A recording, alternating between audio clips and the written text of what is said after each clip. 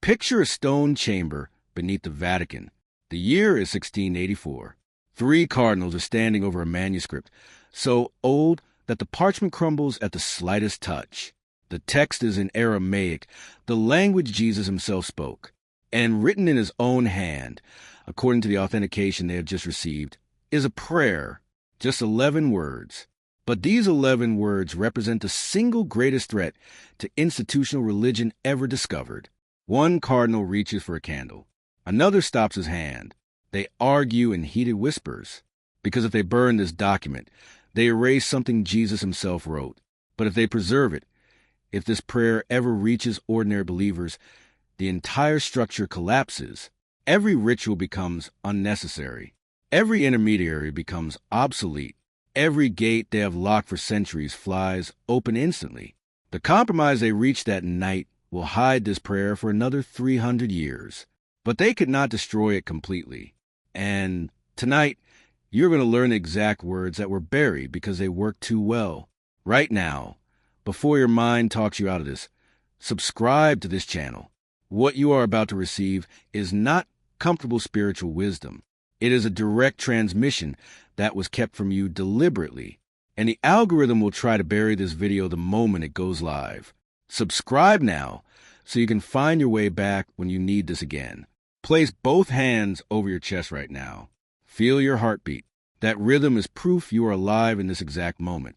But there's another kind of aliveness trying to reach you, the kind that exists before birth and after death, the kind that every religious institution claims to offer but actually prevents.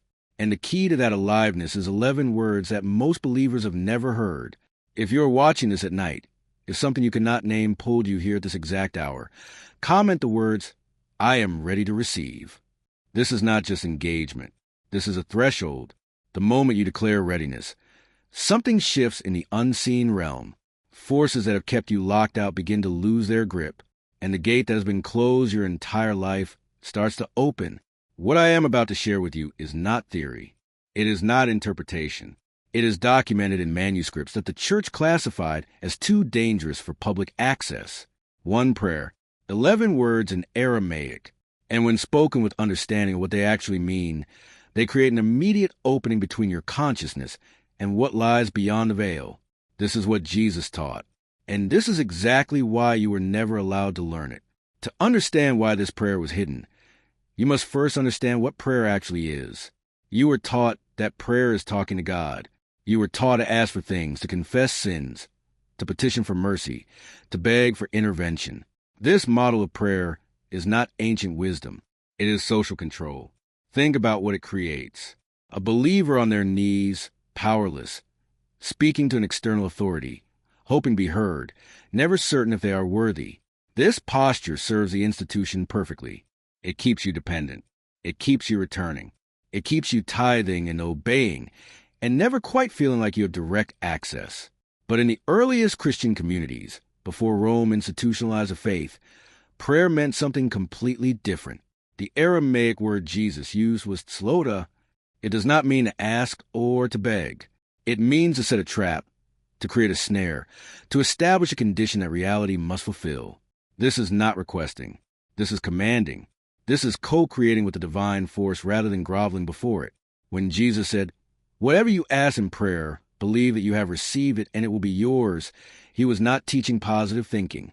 He was teaching quantum mechanics 2,000 years before science had language for it. And the prayer he gave his inner circle, the one he made them memorize in Aramaic and forbade them from writing down, was the most potent reality-shaping formula ever spoken. For 3 centuries after his death, this prayer circulated in secret. Only those who had been personally initiated by apostles or their direct successors knew it. It was not written in the Gospels. It was not included in public worship.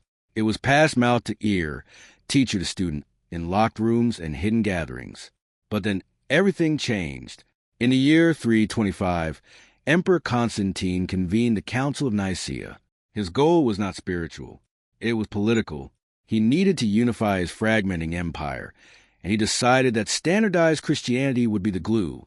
Hundreds of bishops gathered. Texts were debated. Doctrines were established. And in the process, Dozens of teachings were declared heretical and ordered destroyed. The prayer survived that purge, but it went deeper underground. By the medieval period, only a handful of monasteries preserved it, and even there, it was kept in restricted libraries, accessible only to the highest-ranking initiates. The Church's official position, though never stated publicly, was clear. This prayer gives believers too much power. It eliminates the need for priests. It bypasses the sacraments. It makes the institutional church irrelevant. And so it was buried. Layer after layer of ritual and doctrine were piled on top of it until almost no one remembered it existed. But here is what they could not bury: the mechanism itself. The pattern Jesus encoded into those 11 words operates whether the church approves or not. And there have always been individuals who stumbled onto it accidentally, who spoke words in desperation or inspiration that aligned with the ancient formula, and suddenly found themselves experiencing what the mystics call piercing the veil. Tonight, you are not stumbling. You are being given the exact transmission. Take a breath right now, deep into your belly. Hold it for a moment. Feel the pressure in your lungs. Now release it completely. Let your shoulders drop. What I am about to share requires your full presence, because these are not just words to memorize. They are technology. And like any technology, they must be operated correctly to produce results. The prayer exists in 3 layers. The first layer is the Aramaic itself. Language is not arbitrary. Words are vibrational patterns. Aramaic is especially potent because it is a root language. Every syllable carries multiple dimensions of meaning. When Jesus chose these specific words in this specific order, he was creating a frequency sequence. The sounds themselves, when pronounced correctly, generate a resonance in the body that begins to dissolve the barrier between physical and spiritual perception. The second layer is the meaning. English translations flatten the depth, but when you understand what each word actually points to, the prayer becomes a map. It shows you exactly where to place your attention and exactly what to claim is already true. The third layer is the state of consciousness from which you speak it. This is where most people fail. They say the words from fear or desperation or hope, but this prayer only opens a gate when spoken from a state of absolute knowing, not belief. Knowing, not, I hope this works, not, please let this work, but this is already done. Here is the prayer exactly as it was preserved. In Aramaic, transliterated so you can pronounce it. Newe tsevinak ikana dibashmea afbiara. In English, the closest translation is, let your desire be done as in heaven, also on earth. You recognize part of this. It is hidden inside the Lord's Prayer, the version you were taught, but what you were given is a diluted, institutionalized rendering. The original is surgically precise. Let me break down what each word is actually doing. Newe does not mean let as in allow. It means let as in cause to be, make manifest, bring into material form. This is a command, not a wish. Tsevinak is translated as you will in most Bibles, but the root word means desire, yearning, passion, and intention. This is not cold divine decree. This is a creative eros of the universe, the force that brings form out of void. Ikana means in the same way as an exact mirror with perfect correspondence. This word establishes the Hermetic principle. As above, so below. It declares that the spiritual realm and material realm are not separate. They are reflections. Dibeshma means in the realm of unity, in the dimension of pure light, in what you call heaven. But heaven is not a place you go when you die. Heaven is a frequency you access while alive. Afbiara means also on earth, also in matter, also in this body, also right now. This final phrase is the lock clicking open. It collapses the distance between spirit and flesh. It declares that what exists in a unified field must also appear in your lived experience immediately. When you speak this prayer in the correct state, you are not asking God to do something. You are aligning yourself with the pattern that God is already doing and declaring that pattern manifest in your specific reality. This is why it was hidden. This is why the church buried it under centuries of ritual. Because once you understand how to use it, you do not need their permission anymore. You do not need their approval. You do not need them at all. Now here is how you actually use it. Timing matters. This prayer is most potent during the threshold hours when the veil is thinnest, the moments right before sleep, the moments right after waking, the holy hours of 3 a.m. to 4 a.m. when the world is quietest. These are the times when your rational mind loosens its grip and your deeper consciousness can operate freely. Posture matters. You do not kneel. Kneeling reinforces subservience. You stand, feet shoulder width apart, spine straight, hands at your sides or placed over your heart. You stand as an equal, as a co-creator, as an expression of the divine rather than a subject begging for favor. Breath matters. Before you speak the prayer, take 7 slow breaths. In through your nose, deep into your belly, out through your mouth, releasing completely. This is not relaxation. This is activation. You are oxygenating your blood, shifting your nervous system, and creating space in your body for energy to move. State matters. This is the piece most people miss. Before you speak a single word of the prayer, you must establish the state of already having what you desire, not wanting it, not hoping for it, not visualizing in the future. You must feel in your body right now what it feels like to already be living the reality you are calling forth. If you are praying for healing, you feel the sensation of a healthy body. If you are praying for provision, you feel the relief and safety of abundance. If you are praying for clarity, you feel the calm of already knowing. Once the state is established, you speak the prayer, not in English, in Aramaic, Newe Tsevianak Ikana Dibashmea Apiara. You speak it 3 times. The first time plants the seed. The second time waters it. The third time seals it. And then you do the hardest part. You let it go. No repetition. No begging. No checking to see if it worked. You speak it. You seal it. And you walk away in absolute trust that the mechanism is now operating. This is the prayer Jesus gave to those he trusted most. And this is exactly what the church has kept from you for 2,000 years. Let me tell you what happens when you use this correctly. The first sign is a sensation of heat or pressure in the center of your chest. This usually happens within minutes. It is not metaphor. It is your heart center activating, the energetic gate that connects you to unified field beginning to open. The second sign is tears, not from sadness, from recognition, from your soul remembering what is always known, but your mind has been trained to forget. Let the tears come. They are clearing the channel. The third sign is synchronicity. Within 24 hours, expect impossible timing. A phone call from someone you were just thinking about. An opportunity appearing from nowhere. Information arriving exactly when you need it. These are not coincidences. These are confirmations that the prayer is working. The fourth sign is resistance. Thoughts will rise that feel like yours, but are not. Doubt, cynicism, the urge to dismiss what you just experienced. This is not failure. This is the old pattern defending itself. Do not argue with it. Just notice it and let it pass. The fifth sign is physical shifts. Better sleep, more energy, chronic pain reducing. Again, this is not magic. This is what happens when the barrier between your spiritual truth and physical form begins to dissolve. The sixth sign is people responding to you differently. Some will be drawn closer. Others will pull away. Both responses are correct. You are operating at a new frequency now, and not everyone can match it. The seventh sign is the prayer itself beginning to change. After you use it correctly several times, you may find the words shifting in your mouth. You may feel guided to speak in English or in silence or not at all. This is not you doing it wrong. This is you graduating. The prayer is training wheels. Eventually, you become the prayer. But I must warn you about what the church knew and what they feared most. This prayer does not just open a gate for you. It starts to open a gate for everyone around you, your family, your co-workers, strangers you pass on the street. When you pierce the veil, you create an opening that others can follow through. This is why the mystics were always dangerous, not because of what they knew, but because of what they made possible for others. The institution cannot control a population of people who have direct access.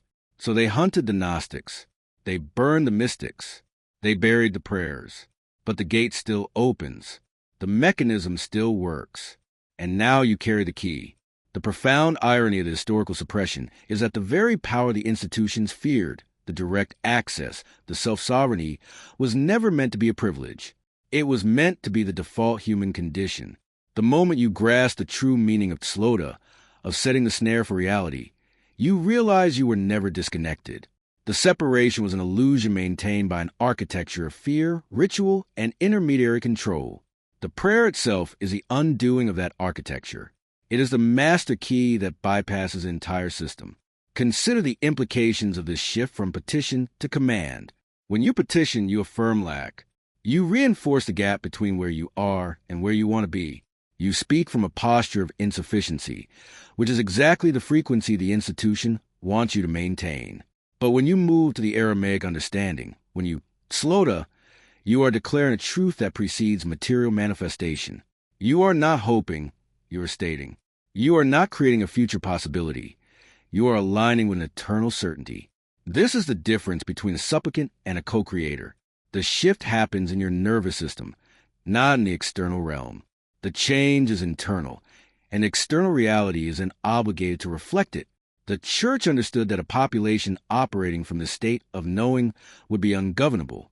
Imagine a society where every individual felt themselves to be an immediate and direct channel for the creative force of the universe. What need would they have for doctrines, dogmas, or donations? The entire edifice crumbles. This is why the prayer was deemed too dangerous. Not because it was blasphemous, but because it was too effective.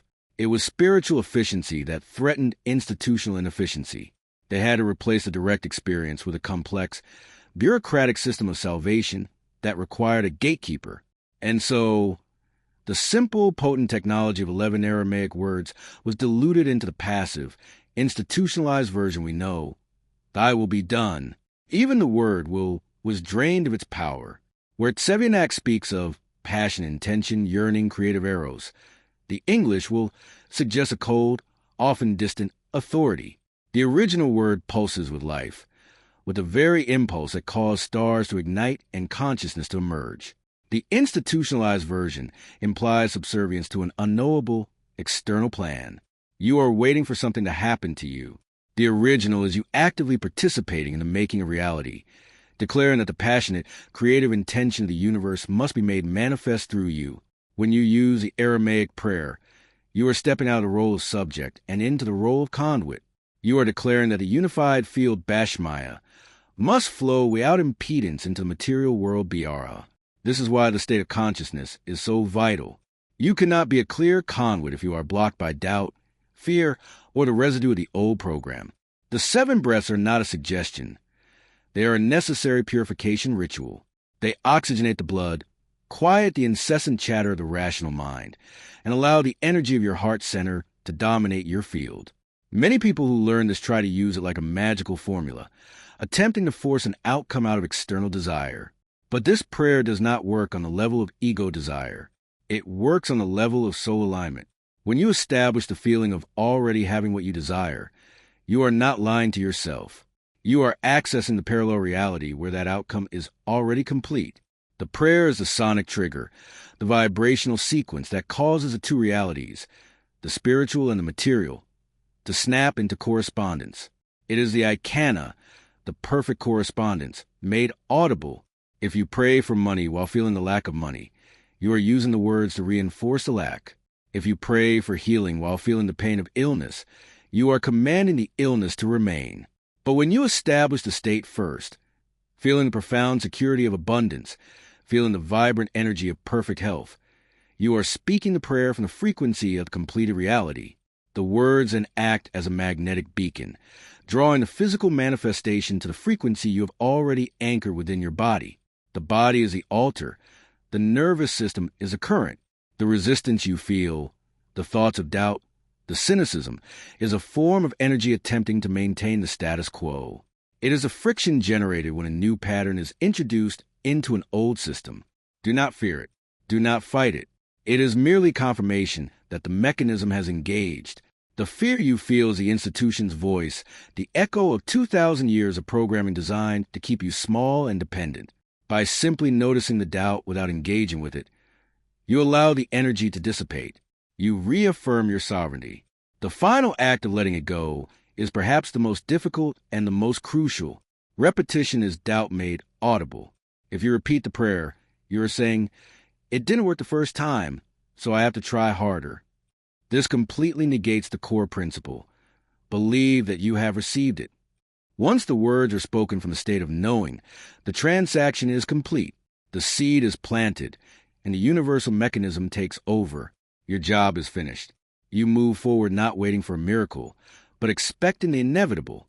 You are simply observing the reflection of your inner certainty appearing in your external life. The ultimate outcome of practicing this is not just a fulfillment of specific desires. It is a permanent shifting of your operating frequency. The prayer is a tool to dismantle the illusion of separation. Eventually, you don't need the words because you become the living expression of Newe Tsevinak Ikana Dibashmea, Afbiarha. You become the walking, breathing manifestation of the divine's passionate intention made physical. And that is what the cardinals truly feared in that stone chamber, a human being who realizes they are not a recipient of grace, but the source of it. That is the point of no return. Tonight, when the house goes quiet, when you are alone in the dark, you are going to stand. You're going to breathe. You're going to feel what you desire as already real. And you are going to speak 11 words in a language 2,000 years old. And something that has been locked your entire life is going to open if this teaching has activated something in you. Comment, "The gate is open," below. Let others who are ready see your declaration. Let them know the prayer is no longer buried. Share this video with someone who has been searching. Not everyone, just the ones you know will recognize it. And watch what happens in the next 7 days. This is not belief. This is technology. Jesus did not teach philosophy. He taught mechanics. 1 prayer, 11 words, instant access. The church buried it. You just found it. Now use it.